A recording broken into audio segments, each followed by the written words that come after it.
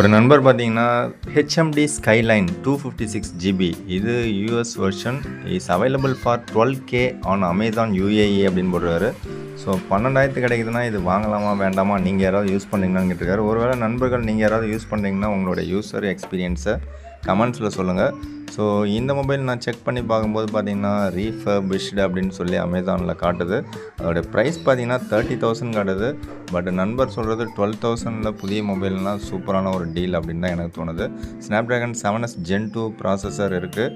அது மட்டும் இல்லாமல் 50 MP selfie camera, 50 MP telephoto, 13 MP ultra wide and 108 MP main camera, POLED display கொடுத்துறாங்க.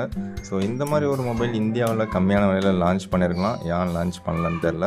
So இந்த மொபைல் நீங்கள் யாராவது யூஸ் பண்ணுறீங்கன்னா உங்களோட யூஸர் எக்ஸ்பீரியன்ஸை ஷேர் பண்ணுங்கள். கேமரா எப்படி இருக்குது அண்டு மொபைல் யூஸ் பண்ணுறதுக்கு எப்படி இருக்குது அப்படிங்கிறத கமெண்ட்ஸில் சொல்லுங்கள். எனக்கு தெரிஞ்சு இது மஸ்ட் பை